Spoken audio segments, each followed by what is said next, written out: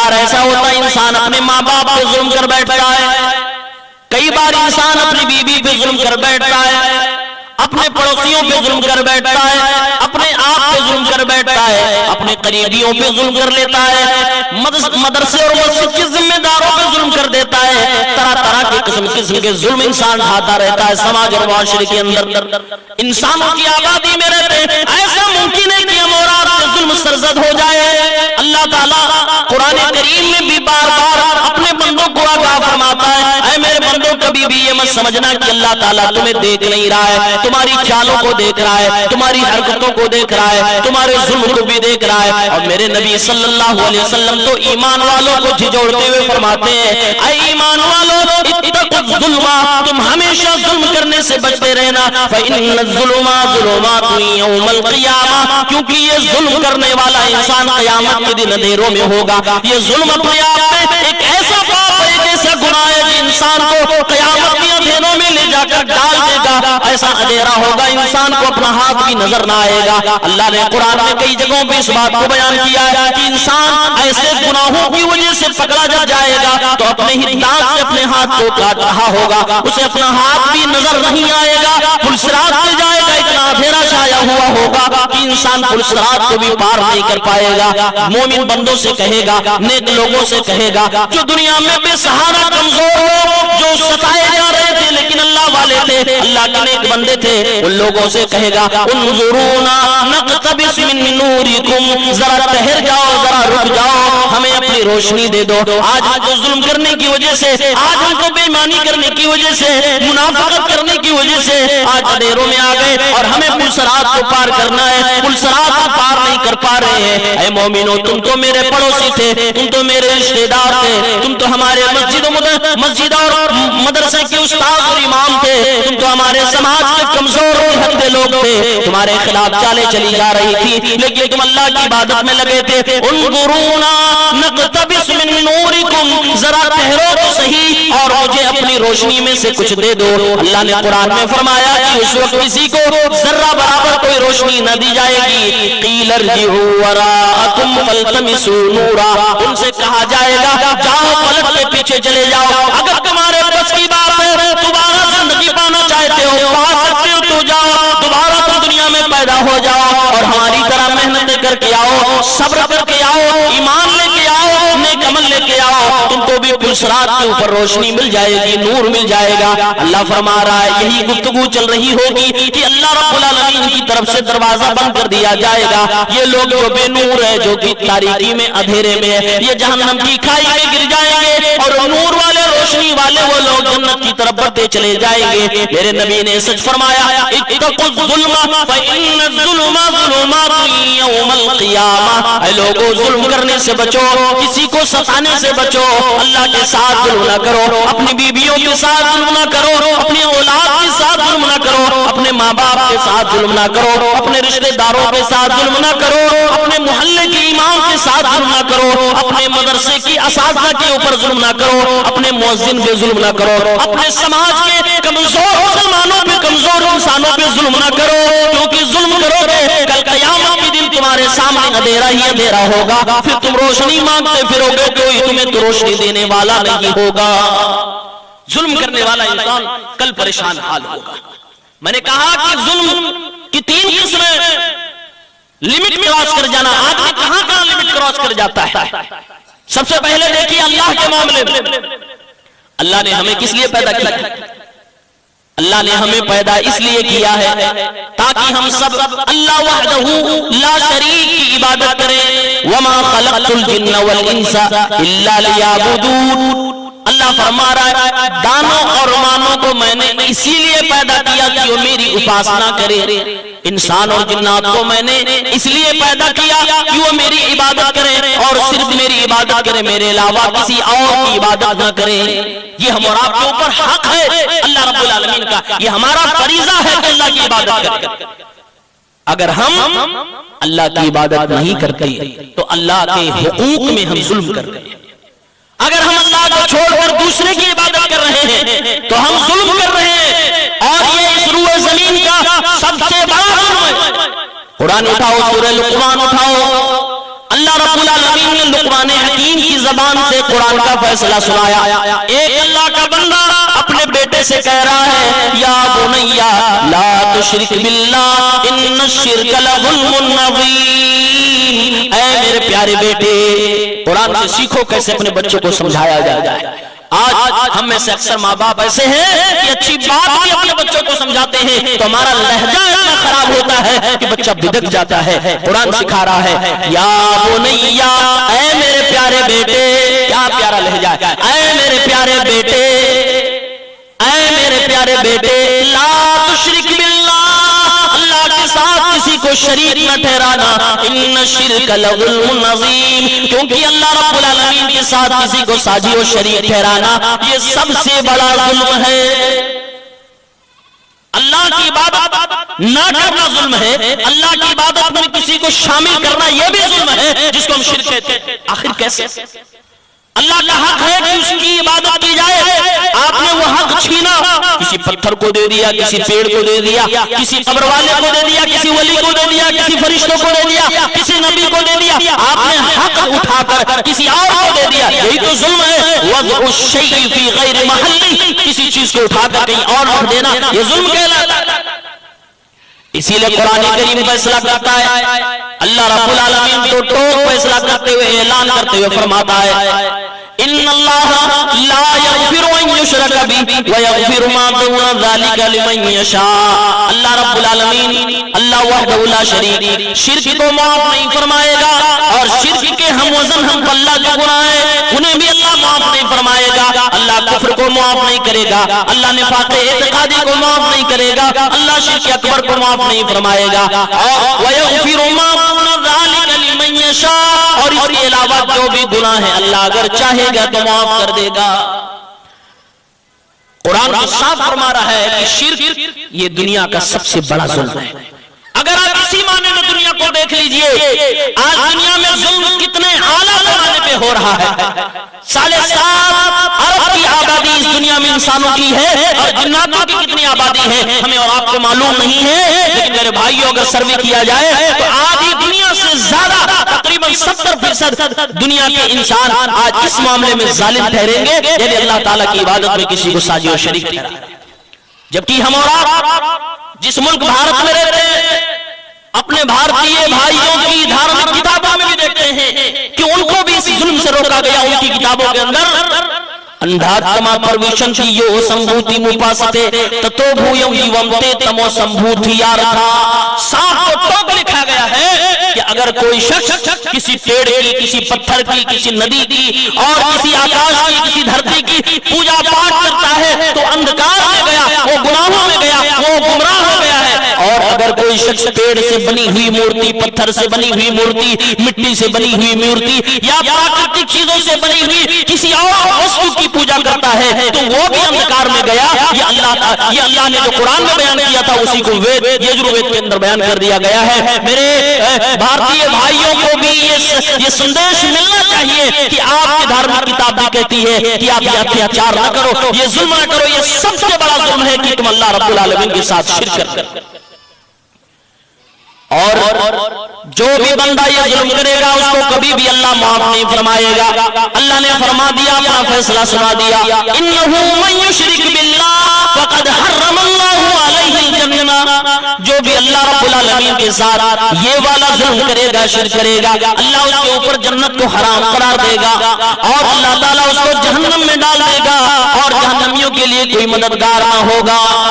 اللہ تعالیٰ کافروں کو معاف نہیں فرمائے گا. ان الذین کفروا، جن لوگوں نے کفر کیا اور حالت کفر میں دنیا سے چلے گئے، فلن يقبل من احدهم ملء الارض ذهبا ولو افتدى به، اگر وہ زمین بھر کر بھی سونا خرچ کرے تو اللہ تعالیٰ انہیں معاف کرنے والا نہیں. اور منافقوں کے بارے میں تو اللہ نے فیصلہ پہلے ہی سنایا، ان المنافقین فی الدرک الاسفل من النار، منافقین جہنم کی سب سے اتھاہ گہرائی میں ڈالے جائیں گے.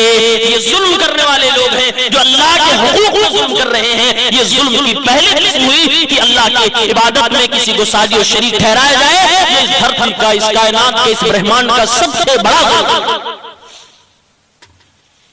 ظلم کی دوسری قسم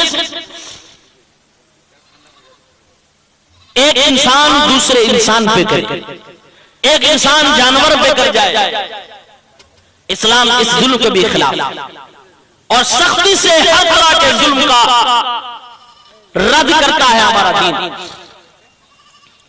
یہ بکری بول رہی ہے اور بتایا گیا، مجھے اناؤنسر صاحب نے بتایا کہ یہ بکری صدقے میں ملی ہوئی بکری ہے نا؟ ماشاءاللہ بڑی مطلب یہ قابل تعریف چیز ہے۔ ہمارے علاقے میں ایسا نہیں ہے، مرغا مرغی بھی ہے، اسٹیج کے بغل میں بدے ہوئے، مرغا مرغی بھی ہے، بکری بھی ہے، الحمدللہ۔ اللہ تعالیٰ دینے والوں کو مزید برکت عطا فرمائے۔ اللہ کی قسم یہ نمونہ آپ کے یہاں نظر آتا ہے، ہمارے یوپی میں یہ نمونہ ڈھونڈنے پہ بھی آپ کو نہیں ملے گا۔ آپ حدیثیں دیکھیے، ہمارے نبی صلی اللہ علیہ وسلم نے ارشاد فرمایا، ایک عورت جس نے ایک بلی کو باندھ کے رکھا، نہ اسے کھانا دیا نہ پینا دیا، بلکہ اس کو تڑپایا اور تڑپ کر وہ بلی مر گئی، اللہ کے نبی فرماتے وہ عورت جہنم میں جائے گی۔ اور ایک وہ عورت جو کہ زناکار ہے، بدکارہ ہے، وہ عورت اپنے موزے جو کہ چمڑے کے تھے اس میں کنویں کا پانی نکال کر ایک کتے کو پلا دیتی، اللہ تعالیٰ اس کی اس عمل سے اتنا خوش ہوگا کہ اللہ اسے جنت میں داخل کرے گا۔ اللہ کے نبی صلی اللہ علیہ وسلم یہاں تک ارشاد فرماتے ہیں، اگر کسی سینگ والی بکری نے بغیر سینگ والی بکری کو مارا ہوگا، کل قیامت کے دن ان کو زندہ کیا جائے گا اور اس بغیر سینگ والی بکری کو اللہ سینگ عطا فرمائے گا، پھر بدلہ دلوائے گا اور اس کے بعد سارے جانوروں کو مٹی بنا دیا جائے گا، ان کے لیے جنت و جہنم نہیں ہے۔ میرے بھائیوں، میرا دین، آپ کا دین، پیارا دین اسلام تو کہتا ہے کسی کے اوپر ذرہ برابر ظلم نہیں ہونا چاہیے، جانوروں پر بھی ظلم نہیں ہونا چاہیے۔ ایک انسان دوسرے انسان پر ظلم کرے، کیسے اسلام برداشت کرے گا؟ بلکہ قرآن کریم تو فرماتا ہے، من قتل نفسا بغیر نفس او فساد فی الارض فکانما قتل الناس جميعا، جس نے بھی اس پوری دنیا کے انسانوں میں سے کسی ایک انسان کو بھی بغیر حق کے ناجائز طریقے سے قتل کر دیا، اس نے ساری دنیا کو قتل کرنے کے برابر گناہ اپنے نامہ اعمال میں لکھ لیا۔ ومن احیاها فکانما احیا الناس جميعا، اور جس نے کسی ایک انسان کی جان بچا لی، اس نے ساری دنیا کے انسانوں کی جان بچانے کا ثواب کما لیا۔ یہ ہمارا اسلام ہے۔ آج دیکھیے غزہ کے اندر، فلسطین کے اندر کس طریقے سے مسلمانوں کو مارا جا رہا ہے، کس طریقے سے دنیا کی طاقتور قومیں ان کے اوپر بربریت ڈھا رہی ہے، میزائلوں پہ میزائلیں داغی جا رہی ہیں۔ ہمارے اپنے مسلمانوں کے منافقین بھی ان سے ملے ہوئے ہیں، ہمارے منافقین ان سے ہاتھ ملا کر اور پھر مسلمانوں کو نیتوں کو مارا جا رہا ہے، ان کی زندگی تہس نہس کی جا رہی ہے، برباد کی جا رہی ہے۔ ہمارا اسلام اس طرح کے واقعات کو کنڈم کرتا ہے اور اسلام کہتا ہے یہ لوگ مجرم ہیں، کل قیامت کے دن پکڑے جائیں گے، اور اللہ جب پکڑے گا ان بطش ربک لشدید، اللہ کی پکڑ بڑی سخت ہے، اللہ جب پکڑے گا کوئی بھی ان ظالموں کو چھڑا نہیں پائے گا۔ یہ تو جان کی بات ہے، جان پہ اگر کسی کے ظلم کریں گے تو اسلام کہتا ہے کہ اس کو بھی معاف نہ کیا جائے گا۔ اسلام تو اس ظلم کی حد بیان کرتے ہوئے کہہ رہا ہے، ایک انسان کے اوپر آپ نے اس کی جان پہ ظلم کر دیا اور وہ مر گیا تو ساری دنیا کو مارنے کا گناہ آپ کو ملے گا۔ اسی لیے ہمارے اسلام میں یہ بتایا گیا ہے کہ آدم علیہ السلام کے بیٹے قابیل نے حابیل کو جو قتل کیا تھا، اب قیامت تک جو بھی قتل ہوتا رہے گا قابیل کو گناہ ملتا رہے گا، کیونکہ اس بندے نے سب سے پہلے اس دھرتی پر مانو جاتی میں کسی کو قتل کیا تھا۔ اسی طرح سے مال کی باری آتی ہے، اگر کوئی انسان کسی کے مال پر ناجائز قبضہ کرے تو یہ بھی ظلم ہے۔ اسلام تو قانون بناتے ہوئے کہہ رہا ہے والسارق والسارقۃ فاقطعوا ایدیہما، اگر کوئی چوری کر لے اور کی چوری اس حد تک ہو کہ اس پر ہاتھ کٹا جا سکتا ہو، اگر چوری کرنے والی عورت بھی ذات ہو، قرآن کہتا فاقطعوا ایدیہما، ان دونوں کی ہاتھ کاٹ دیے جائیں گے۔ یہ کس لیے قانون بنایا گیا؟ یہ قانون اسی لیے بنایا گیا کہ کوئی انسان کسی انسان کے مال پر اپنا ناجائز حق نہ جمانے پائے اور پھر اس انسان کو ظلم سے بچایا جا سکے۔ اللہ کے نبی صلی اللہ علیہ وسلم اس قانون کا پالن کیا کرتے تھے۔ آپ اسلام کو دیکھیے، ایک حدیث پاک مجھے یاد آ رہی ہے، سعید ابن زید ابن عمرو ابن نفیل، صحیح مسلم کی یہ روایت ہے، 1610 نمبر پہ یہ حدیث موجود ہے۔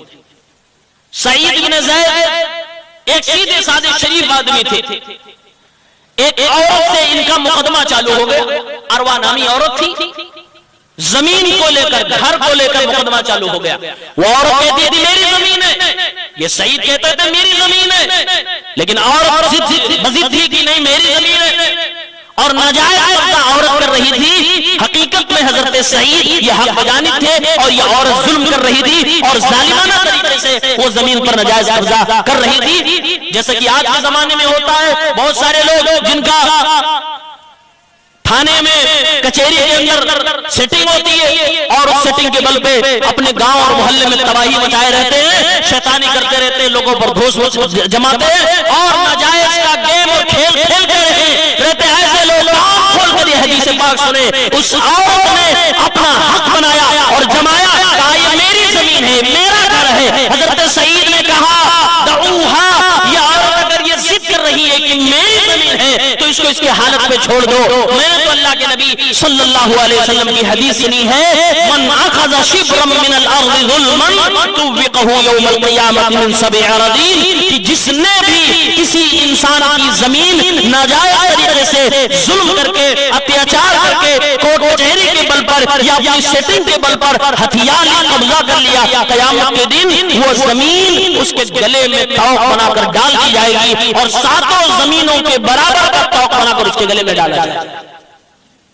اب آگے سنیے، حضرت سعید ابن زید بن عمرو ابن نفیل فرماتے ہیں میں نے یہ کہہ کر اس عورت کو اس کے حال پہ چھوڑ دیا، لیکن میرے دل میں یہ کسک تھی، اے اللہ یہ عورت ناجائز طریقے سے میرے مال پہ قبضہ کرنا چاہتی ہے، لیکن ایک انسان جب مظلوم ہو، نہتا ہو، وہ کچھ کر بھی نہ سکتا ہو، بے سہارا ہو، تو اللہ رب العالمین کو یاد کرتا ہے۔ حضرت سعید نے اللہ تعالیٰ کو یاد کیا اور دعا کرنے لگے، اللہم ان کانت کاذبۃ فاعمی بصرہا، اے اللہ رب العالمین اگر یہ عورت جس کا مقدمہ میرے گھر کے تعلق سے چل رہا ہے اگر یہ جھوٹ بول رہی ہے تو اے میرے مولا میں سعید بن زید پر دعا کر رہا ہوں، اس عورت کو تو اندھا بنا دینا، اس کی بینائی کو چھین لینا، وجعل قبرہا فی دارہا، اور اے اللہ اس کی قبر کو اس کے گھر ہی کے اندر بنا دینا، یعنی اپنے گھر کے اندر ہی بری موت مر جائے۔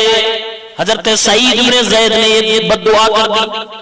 آپ ذرا دیکھیے، اگر آپ کسی کی جائیداد پہ ناجائز قبضہ کر رہے ہیں تو آپ ظلم کر رہے ہیں، آپ ظالم ہیں۔ اگر اس مظلوم نے اللہ رب العالمین کے سامنے اپنے ہاتھ پھیلا دیے اور اللہ سے یہ دعا مانگ لی، اے اللہ سامنے والا اپنی طاقت کے بل پر، اپنے پہچان کے بل پر، اپنی نیتا گیری کے بل پر، اپنے سیٹنگ کے بل پر وہ میری زمین پہ ناجائز قبضہ کر رہا ہے، لیکن اے اللہ تو مالکوں کا مالک ہے، تو بادشاہوں کا بادشاہ ہے، تو فیصلے کرنے والا ہے، تیری عدالت میں اپنی درخواست رکھتا ہوں یا رکھتی ہوں، اے اللہ رب العالمین یہ بندہ ظلم کرنے والا ہے، اس سے تو نپٹ لے، اے اللہ اس کے خلاف میری بد دعا کو قبول فرما لے۔ حضرت سعید نے یہ بد دعا کی، اللہ تعالیٰ نے ان کی اس بد دعا کو قبول فرمایا۔ راوی کا بیان ہے کہ وہ عورت جس نے قبضہ کیا تھا، ناجائز زمین پہ اپنا حق جتایا تھا، حضرت سعید بن زید کو پریشان کیا تھا، وہ عورت اپنی بڑھاپے کی عمر میں اندھی ہو گئی، آنکھ کی بینائی اس کی چلی گئی اور آنکھوں سے اس کے دکھنا بند ہو گیا، اب اس کو چلنے کی ضرورت جب پڑتی تھی تو دیواروں کا سہارا لے کر چلتی تھی، دیواروں کا سہارا لے کر دھیرے دھیرے چلا کرتی تھی۔ پہلے زمانے میں گھروں کے اندر بعض دفعہ کنویں بھی بنائے جاتے تھے پانی پینے کے لیے۔ ایک دن کی بات ہے، وہ عورت کسی سہارے سے اپنے ہی گھر کے اندر چل رہی تھی کہ کنویں کے اندر جا کے دھڑام سے گر جاتی ہے اور اسی کنویں میں مر جاتی ہے۔ گویا کہ اللہ نے حضرت سعید ابن زید کی دونوں بد دعا کو قبول کر لیا۔ انہوں نے بد دعا کیا کی تھی، اے اللہ اس کو اندھا بنا دینا، اور اے اللہ رب العالمین اس کے گھر کو ہی اس کی قبر بنا دینا، اور سچ میں اللہ رب العالمین نے اس کو اندھا بھی بنایا اور اس کے گھر کو بھی اس کی قبر بنا دیا۔ میرے بھائیوں، میرے ساتھیوں، زمین جائیداد پر جو ناجائز قبضہ کرتے ہیں، چاہے پڑوسی کی زمین ہو یا بھائی کی زمین ہو یا بہن کی زمین ہو یا اپنے پھوپھیوں کی زمین ہو، جس کی بھی زمین پر آپ ناجائز قبضہ کر رہے ہیں، اگر وہ بد دعا کر دے تو زمین پہ رہتے ہوئے دنیا میں آپ کو سزا مل سکتی ہے، اگر وہ بد دعا نہ بھی کرے تو اللہ کے ہاں آپ کی پکڑ ہو سکتی ہے۔ ہم اور آپ بچ نہیں سکتے ہیں، اس لیے ظلم کرنے سے بچے، کسی کو ستانے سے بچے، یہ اسلام ہمیں اور آپ کو سکھاتا ہے۔ اسی لیے ہمارے نبی صلی اللہ علیہ وسلم کہتے ہیں اتقی دعوت المظلوم، مظلوم کی بد دعا سے بچو۔ مظلوم کون ہے؟ مظلوم جانتے ہیں کون ہے؟ آج کے زمانے میں بہت سارے لوگ مظلوم ہیں۔ اگر آپ گہرائی سے دیکھو گے تو آپ کی خود کی بیٹی مظلوم نظر آئے گی۔ ظالم کون ہوگا؟ آپ خود ہوں گے یا کہ باپ ظالم ہوگا؟ اگر آپ گہرائی سے لوگوں کے حالات پر نظر رکھیں گے تو معلوم چلے گا بہن مظلوم ہے، بھائی ظالم ہے، بیوی مظلوم ہے، شوہر ظالم ہے، بیٹی مظلوم ہے، باپ ظالم ہے۔ ان مظلوموں کی بد دعاؤں سے بچو۔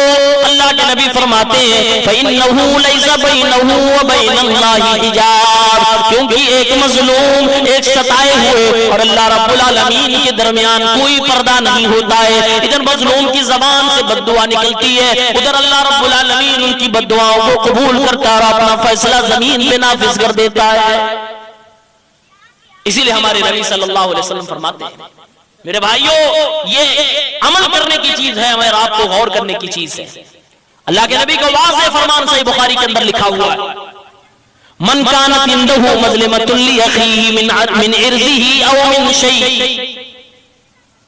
اے میری امت کے لوگوں، اے میری امت کی عورتوں، اپنی اپنی زندگی میں یہ غور کر لو، اگر آپ کا کسی سے کچھ معاملہ ہے، آپ نے کسی کی عزت اچھالی ہے، کسی کی زمین جائیداد پہ قبضہ کیا ہے، کسی کی غیبت و چغلی کی ہے، کسی کے بھی حقوق میں آپ نے دخل اندازی کی ہے، اللہ کے نبی صلی اللہ علیہ وسلم فرما رہے ہیں فَلْيَتَحَلَّلْهُ مِنْهُ الْيَوْمِ قَبْلَ أَنْ لَا يَكُونَ دِينَارٌ وَلَا دِرْهَمٌ، اس دن کے آنے سے پہلے اپنا حساب کتاب برابر کر لو، جس دن نہ تمہارے پاس دینے کے لیے دینار ہوگا نہ کوئی درہم ہوگا۔ اللہ کے حبیب صلی اللہ علیہ وسلم فرماتے ہیں اے میری امت کے لوگوں، مرنے سے پہلے اپنا حساب کتاب تم چکتا کر لو، زمین جائیداد کے حوالے سے اپنے بچوں کو وصیت کر جائے، اپنے بچوں کو تاکید کر جائے، میرے مرنے کے بعد میری وراثت کو اسلام کے مطابق بانٹنا۔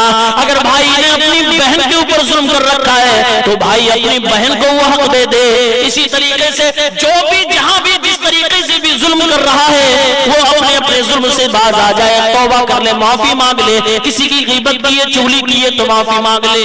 اللہ کے نبی فرماتے ہیں مرنے سے پہلے ہی اپنا حساب کتاب چکتا کر لو، اگر نہیں کیا تو قیامت کے دن کوئی روپیہ پیسہ اور کوئی لین دین کر کے تمہارا حساب برابر نہیں کیا جائے گا، بلکہ نیکیاں تمہاری لے لی جائے گی اور اس کے گناہ اٹھا کر تمہارے سرہانے تمہارے اوپر ڈال دیا جائے گا۔ نتیجہ یہ ہوگا کہ تم پہاڑوں کے برابر بھی نیکیاں لے کر آئے ہوگے، رب العالمین تم کو نتیجتاً جہنم کے اندر ڈال دے گا، کیونکہ تم اتنا سارا ظلم کر کے آئے ہو، اتنا حق چھین کے آئے ہو، اتنی گالیاں لے کر آئے ہو، اتنے نجائز تم نے قبضے کر رکھے ہیں، اتنے نجائز تم نے لوگوں کو مار رکھا ہے کہ سب کا حساب جب اللہ کرے گا تو تمہاری نیکیاں بھی ختم ہو جائیں گی اور اس کے گناہ اٹھا کے تمہارے اوپر ڈال دیے جائیں گے، ثم طرح فی النار، تمہیں جہنم کے اندر ڈال دیا جائے گا۔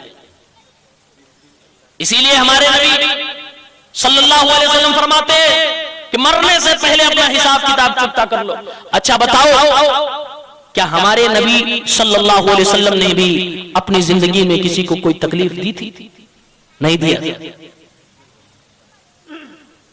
سیدہ فاطمہ اللہ کے نبی کی پیاری بیٹی، اللہ کے نبی صلی اللہ علیہ وسلم خانہ کعبہ کے صحن میں جب نماز پڑھ رہے ہیں، دشمنوں نے حملہ کر دیا، اللہ کے نبی کی گردن پہ لا کر اونٹنی کی اوجڑی گندگی ڈال دی۔ سیدہ فاطمہ کو پتا چلا، وہ گئی اور وہ گندگی صاف کرتی ہیں اور کہتی ہیں اے مکہ کے لوگوں، میرے باپ نے آج تک کسی کو گالی نہ دی، کسی کو برا بھلا نہیں کہا، کسی کو کچھ نہیں بگاڑا، آج میرے باپ کو کیوں سزا دی جا رہی ہے؟ کیوں یہ ان کے ساتھ رویہ اختیار کیا جا رہا. اللہ کی قسم ہے میرے محبوب جناب محمد عربی صلی اللہ علیہ وسلم نے اپنی پوری زندگی میں کسی بھی انسان کو آپ نے کوئی کسی بھی طریقے کی تکلیف نہیں دی, نہ کسی کو گالی دی ہے, نہ کسی کو تھپڑ مارا ہے, نہ کسی کی غیبت کی ہے, نہ کوئی چغلی کی ہے. پیارے نبی کا کیریکٹر بڑا صاف ستھرا پوری زندگی رہا ہے, لیکن اپنی زندگی کے آخری ایام جب چل رہے تھے, اللہ کے نبی دنیا سے جانے والے ہیں, تو اپنے صحابہ کے درمیان کھڑے ہو کر آپ اعلان فرماتے ہیں,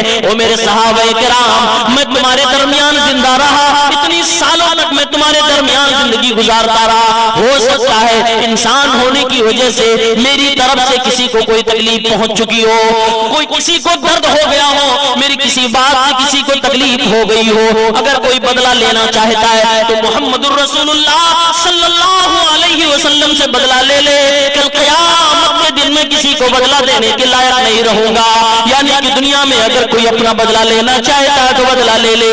اے لوگوں, میرے نبی جناب محمد عربی صلی اللہ تعالی علیہ وسلم جن کا کردار اتنا صاف ستھرا ہو, وہ بھی جانے سے پہلے اپنی امت کے لوگوں سے, اپنے صحابہ سے, اپنے آس پاس کے لوگوں سے معافی مانگ رہے ہیں اور کہہ رہے ہیں دنیا میں بدلہ لینا چاہتے تو لے لو, آخرت میں مجھ سے بدلہ نہ مانگنا. ایک صحابی کھڑے ہوئے, اے اللہ کے نبی صلی اللہ علیہ وسلم, مجھے یاد آ رہا ہے میرے اوپر آپ نے ایک بار چھڑی اٹھائی تھی, اے اللہ کے نبی آپ کی چھڑی سے میرے بدن پہ کچھ لگا تھا, میں بدلہ لینا چاہتا ہوں. میرے نبی نے فرمایا محمد رسول اللہ کی پیٹھ حاضر ہے, تم اپنا بدلہ لے لو. صحابی نے کہا اللہ کے نبی جناب محمد عربی صلی اللہ علیہ وسلم, اس وقت میرے کپڑے پہ, میرے بدن پہ کپڑے نہیں تھے. اللہ کے نبی اپنی قمیص اٹھائیے, میں اپنی آپ کی قمیص اٹھانے کے بعد بدلہ لے سکتا ہوں. اللہ کے نبی نے اپنی قمیص اٹھائی, صحابی دوڑے اور اللہ کے نبی کریم صلی اللہ علیہ وسلم کے بدن کو پکڑ کر چپک گئے اور اللہ کے نبی کو بوسہ دینے لگے.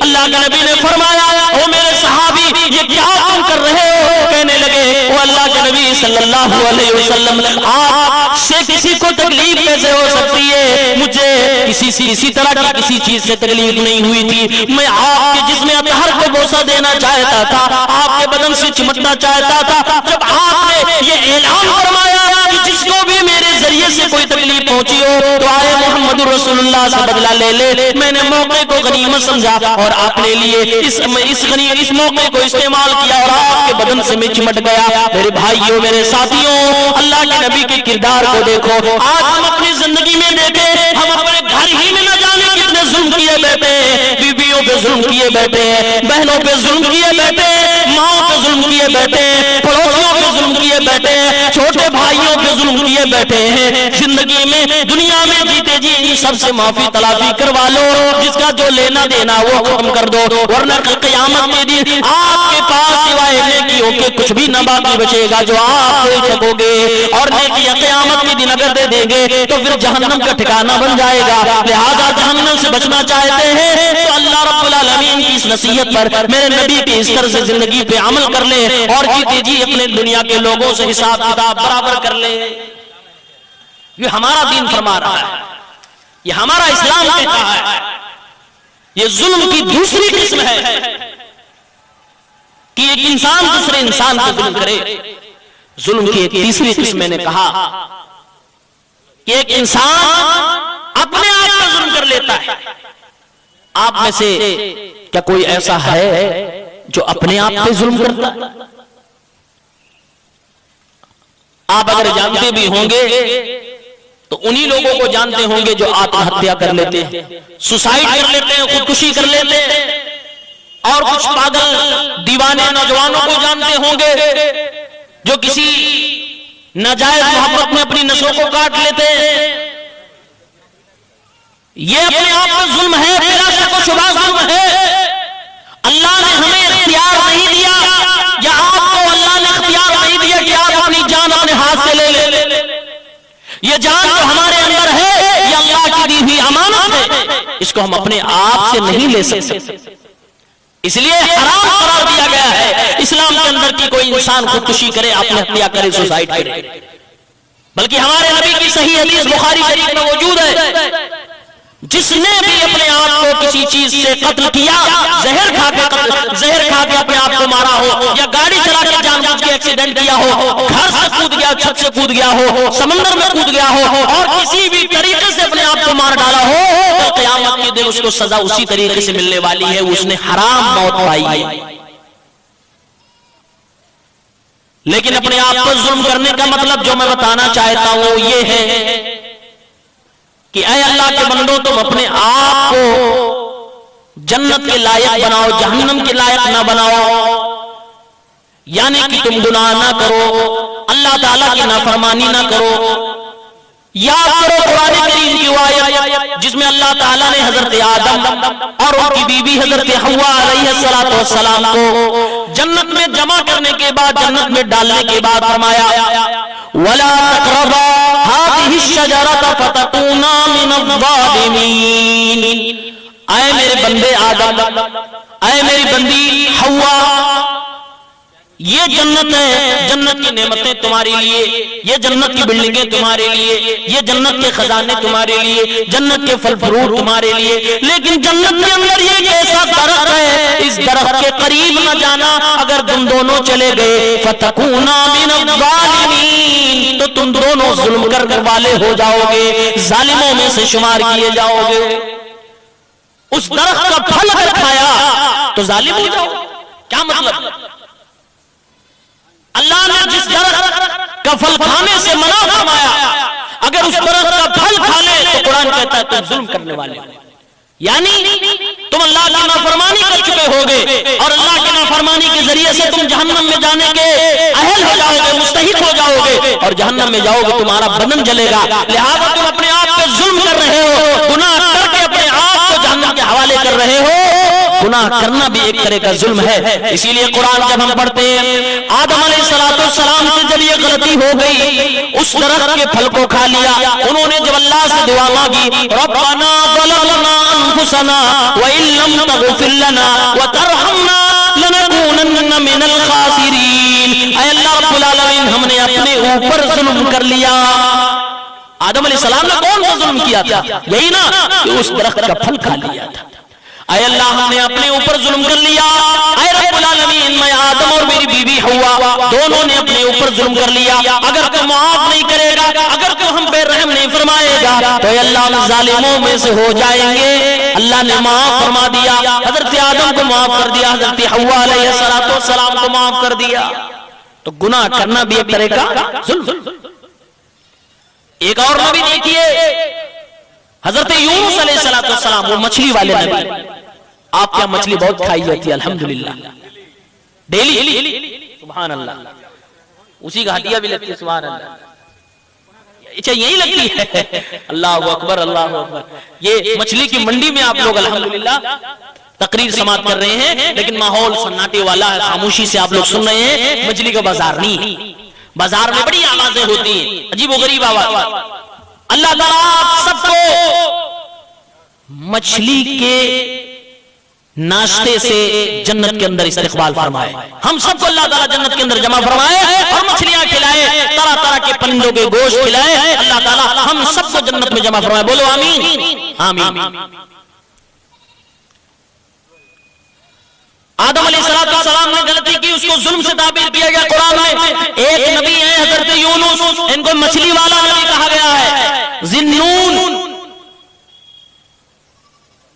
جب یہ مچھلی کے پیٹ میں چلے گئے، انہوں نے اللہ سے دعا مانگی، تو ایک نبی نے ہمیں اور آپ کو بھی سکھا دیا، لا الہ الا انت سبحانک انی کنت من الظالمین۔ اے میرے مولا، تیرے سوا کوئی عبادت کے لائق نہیں، تو ہی معبود برحق ہے اور تیری ذات پاک ہے۔ انی کنت من الظالمین، میں ہی ظلم کرنے والوں میں سے ہوں، میں ہی حد دراز کرنے والوں میں سے ہوں، میں ہی گناہ کرنے والوں میں سے ہوں۔ اللہ کے پیغمبر نے اللہ کی توحید بیان کی، اللہ کی تصویر بیان کی اور اپنے گناہ کا اعتراف کر لیا۔ اللہ رب العالمین نے ان کی دعا قبول فرما لی اور اللہ تعالیٰ نے اپنے نبی حضرت یونس علیہ السلام کی جان بخش دی اور ان کی حفاظت فرما لی۔ مچھلی نے سمندر کے کنارے آ کر ان کو اگل دیا، وہ صحیح سلامت اپنے قوم میں واپس آ گئے۔